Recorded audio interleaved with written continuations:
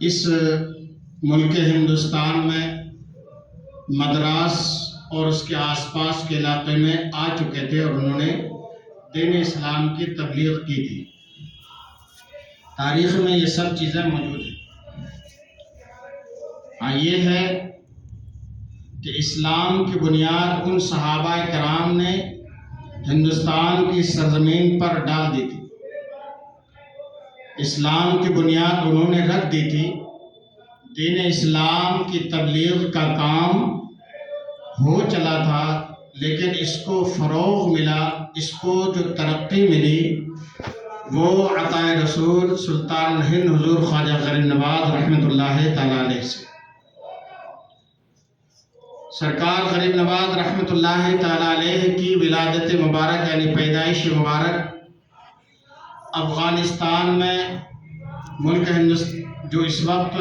افغانستان کا علاقہ ہے اور اس وقت ہندوستان ہی کا علاقہ کہلاتا تھا، وہاں قندھار سے قریب خراسان ایک جگہ ہے اور وہاں سے بھی قریب ایک گاؤں ہے جس کا نام سنجر ہے۔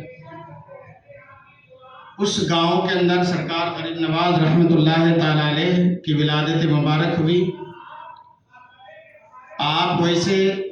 خاندانی اعتبار سے خوشحال گھرانے کے تھے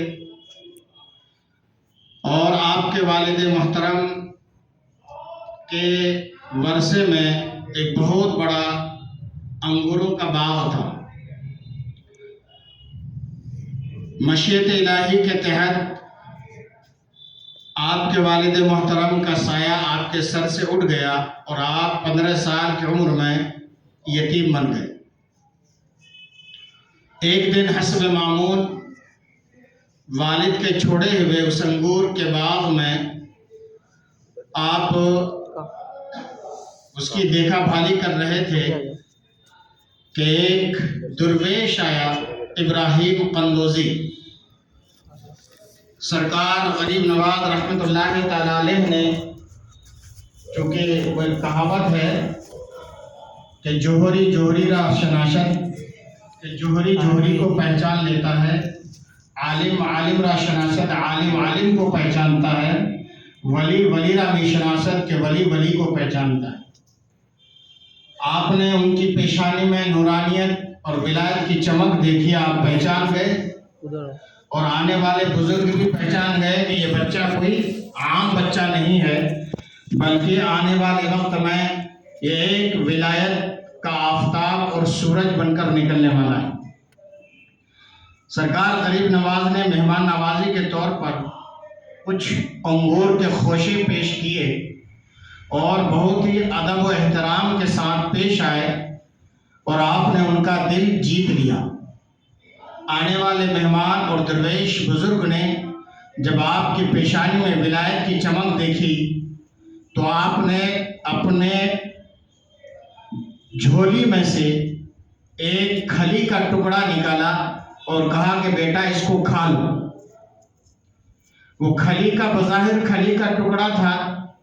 لیکن پتہ نہیں اللہ کے ولی نے اس ٹکڑے کے اندر ولایت اور کرامتوں کے کتنے خزانے جمع کر رکھے تھے کہ سرکار غریب نواز نے جیسے ہی اس کھلی کے ٹکڑے کو کھایا تو آپ کے دل کی دنیا ہی بدل گئی۔ آپ نے پورا باغ خدا کی راہ میں صدقہ کر دیا، فقیروں درویشوں میں بانٹ دیا اور پھر وہاں سے آپ آگے چلے۔ پہلے علم دین جس کو علم ظاہر کہتے ہیں، پہلے علم ظاہر حاصل کیا، مختلف بزرگوں کے خدمت میں، استادوں کے خدمت میں پہنچے اور وہاں جا کر آپ نے قرآن و حدیث کی تعلیم لی اور اس کے بعد پھر آپ علم باطن جس کو اندر کا علم کہتے ہیں اس کو آپ نے سیکھا۔ مکہ مکرمہ گئے، زیارت کی، مدینہ منورہ گئے، سرکار علیہ السلام سے آپ نے وہاں پر خواب یا بیداری میں جو بھی ممکن ہو سکا آپ نے زیارت کی۔ سرکار علیہ السلام نے آپ کو ہندوستان کی ولایت اور یہاں کی سلطنت عطا فرمائی۔ واقعات بہت طویل ہیں، ان سب کو میں نے اس وقت میں سنا سکتا ہوں، نہ آپ سن سکتے ہیں۔ بہرحال مختلف علاقوں کا سفر کرتے ہوئے سرکار غریب نواز رحمۃ اللہ تعالیٰ علیہ لاہور آئے، اور لاہور سے پھر چل کر آپ ملک ہندوستان کی سرزمین پر آئے۔ جب آپ یہاں پر آئے تو آپ کے ساتھ یہاں کے اجمیر کے راجہ اور جے پی نے جو آپ کے ساتھ سلوک کیا، وہ سب آپ کے ساتھ جو جادوگر بڑا تھا اس نے آپ کے ساتھ جو سلوک کیا وہ سب آپ سب جانتے ہوں گے، کیونکہ آپ یہاں سے بہت قریب رہتے ہیں اور کتابوں میں سارے واقعات موجود ہیں۔ بہرحال سرکار غریب نواز رحمۃ اللہ تعالیٰ علیہ نے، حالانکہ آپ کو ستایا گیا، آپ کے اوپر پانی بند کیا گیا، اجمیر کی دھرتی آپ کے لیے تنگ کر دی گئی، آپ کو یہاں سے نکلنے پر مجبور کر دیا گیا، لیکن سرکار غریب نواز رحمۃ اللہ تعالیٰ علیہ چونکہ سرکار دو عالم صلی اللہ تعالیٰ علیہ وسلم کے اسوہ حسنہ کی تعلیمات لے کر آئے تھے، سرکار علیہ السلام کے کردار لے کر آئے تھے، سرکار علیہ السلام کے اخلاق لے کر آئے تھے۔ آپ نے کسی کے خلاف ہتھیار نہیں اٹھایا، آپ نے کسی کے خلاف نہ تلوار چلائی، نہ آپ نے دنیاوی کوئی اسلحہ آپ نے ہاتھ میں اٹھایا، بلکہ اپنے کردار کی تعلیم پیش کی، اپنا اخلاق آپ نے پیش کیا۔ تو آج آپ دیکھ رہے ہیں کہ صرف اجمیر کی دھرتی ہی پر نہیں بلکہ پورے ہندوستان پر جو آپ کو یہ اسلام کی چمک دکھائی دے رہی ہے، یہ جو مسجدوں کے مینار دکھائی دے رہے ہیں، یہ جو سروں کے اوپر ٹوپیاں آپ کو دکھائی دے رہی ہیں، یہ چہروں کے اوپر جو آپ کو داڑیاں دکھائی دے رہی ہیں، یہ اسلامی لباس جو آپ کو دکھائی دے رہا ہے، یہ قرآن مقدس کی تعلیمات جو آپ کو دکھائی دے رہی ہیں، یہ جو ہم آزاد ہو کر اللہ اور اللہ کا ذکر کرتے ہیں، آج جو کھلے طور پر ہم اذان کی صدا اور تکبیر بلند کرتے ہیں، یہ سب سرکار غریب نواز رحمت اللہ تعالیٰ علیہ کی محنتوں کاوشوں کا نتیجہ ہے۔ ہم اس بات سے انکار نہیں کرتے ہیں کہ کسی اور بزرگ نے یہاں پر اسلام کی تبلیغ نہیں کی ہے، ہم اس بات کا بھی انکار نہیں کرتے ہیں کہ کسی اور اللہ کے ولی نے یہاں پر اسلام کے لیے پرچار نہیں کیا ہے۔ اپنے اپنے وقت میں، اپنے اپنے علاقے میں بہت سارے اولیاء کرام نے محنت کی ہے، ان سب کی محنتوں کاوشوں کا نتیجہ ہے کہ آج اسلام کو اس کفرستان کے سرزمین پر اتنا فروغ ملا ہے۔ لیکن جتنی محنتوں کے کاوش اور جتنی آپ نے محنت کے ساتھ سرکار غریب نواز نے محنت کی ہے، جو آپ کی محنت رنگ لائی ہے، وہ تاریخ میں سنہرے حروفوں سے لکھنے کے قابل ہے۔ لیکن حضرات، میں آپ کو یہاں ایک یہ بات بتانا چاہتا ہوں کہ سرکار غریب نواز رحمت اللہ تعالیٰ علیہ کے بارے میں کتابوں کے اندر بھی یہ واقعہ ملتا ہے۔ آپ نے زبان طور پہ سنا ہوگا کہ جب سرکار غریب نواز رحمت اللہ تعالیٰ علیہ نے ایک سفر کیا تھا اجمیر سے لے کر دہلی کی سرزمین تک، تو 90 لاکھ غیر مسلموں نے آپ کے چہرے مبارک کو دیکھ کر، آپ کی پیاری پیاری تعلیمات کو سن کر، آپ کے اخلاق کو دیکھنے کے بعد، آپ کے کردار کو دیکھنے کے بعد حلقہ بگوش اسلام ہو گئے تھے۔ انہوں نے کلمہ پڑھ لیا تھا اور دامن اسلام سے منسلک ہو گئے تھے، اور اس کے بعد پھر آپ کے پاس لوگ جوک در جوک آتے گئے اور آپ کی پیاری تعلیمات سے متاثر ہو گئے اور ہوتے گئے، اور انہوں نے کلمہ پڑھنا شروع کر دیا اور اسلام کو اس طریقے سے ترقی ملی۔ لیکن آج جو کچھ ہمارے ملک ہندوستان میں ان مزارات کے نام پر جو کچھ ہو رہا ہے، آج ہمارے ملک ہندوستان پر ان مزارات کے ذریعے سے جو کچھ ہو رہا ہے، وہ ہمارے آپ سے کچھ چھپا ہوا نہیں ہے۔ ہم سے زیادہ آپ سوشل میڈیا میں ہیں، ہم سے زیادہ آپ اخباروں کی دنیا میں ہیں، ہم سے زیادہ آپ جو ابلاغ کے ذرائع ہیں ان سے زیادہ آپ واقف ہیں۔ آج کیا ہو رہا ہے؟ یہ ڈھونگی پیر، یہ ڈھونگی باباؤں نے اسلام کا بیڑا غرق کر کے رکھ دیا ہے۔ آپ کو شاید معلوم نہیں ہے کہ آج لوگ اولیاء اللہ کے مزارات سے قریب ہونے کے بجائے ان ڈھونگیوں کو دیکھ کر، ان پاپیوں کو دیکھ کر آج مزارات اولیاء اللہ سے دور ہوتے جا رہے ہیں، اس لیے کہ اولیاء اللہ کے جو کردار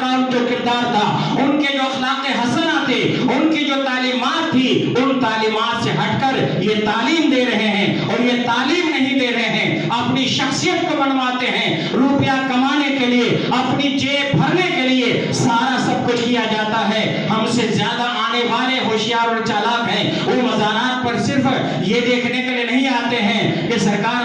نواز کی شخصیت کیا ہے یہ بھی دیکھ رہے ہیں کہ یہاں پر ہو کیا رہا ہے، کس طریقے سے لوگوں کو لوٹا جا رہا ہے، کس طریقے سے لوگوں کی جیبیں خالی کی جا رہی ہیں۔ سرکار غریب نواز کی ایک آستانہ آپ کا نہیں ہے، بلکہ سینکڑوں آستانے ہیں، سینکڑوں مزارات ہندوستان اور پاکستان اور بنگلہ دیش کی سرزمین پر ہیں، لیکن وہاں کیا ہو رہا ہے یہ سب ہم سے اور آپ سے چھپا ہوا نہیں ہے۔ آج شاید آپ کو معلوم نہیں ہے کہ بہت سارے جو عقائد اہل سنت سے ہٹ کر جو لوگ ہیں وہ آج ان ڈھونگی باباؤں کو دیکھ کر، ان نقلی پیروں کو دیکھ کر وہ دوسروں کو اور بھی اسلام سے،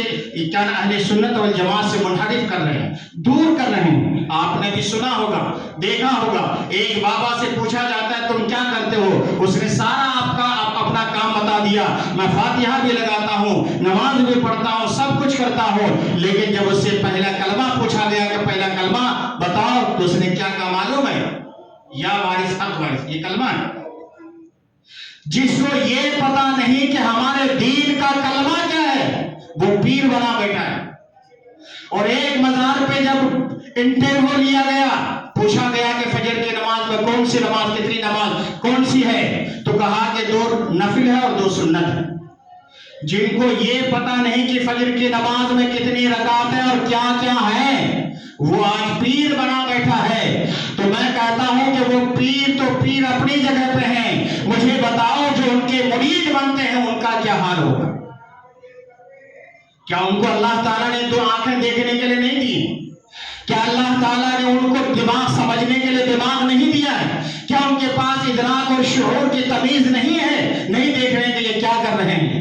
ایک پیر صاحب کو لوگ دودھ کے ذریعے سے نہلا رہے ہیں۔ یہ کیا دین ہے میرے بھائی؟ یہ کون سا دین ہے؟ ماں باپ بیمار ہیں، ایک ایک گولی کے لیے ترس رہے ہیں وہ، اور یہ ہمارے نوجوان ہیں نقلی پیروں کے اوپر دودھ کا چڑھاوا چڑھا رہے ہیں، پانی کے بجائے دودھ سے نہلا رہے ہیں، کونٹل دودھ کے ذریعے سے ان کو نہلایا جا رہا ہے اور اللہ کے رزق کو برباد و تباہ کیا جا رہا ہے۔ یہ دین ہے؟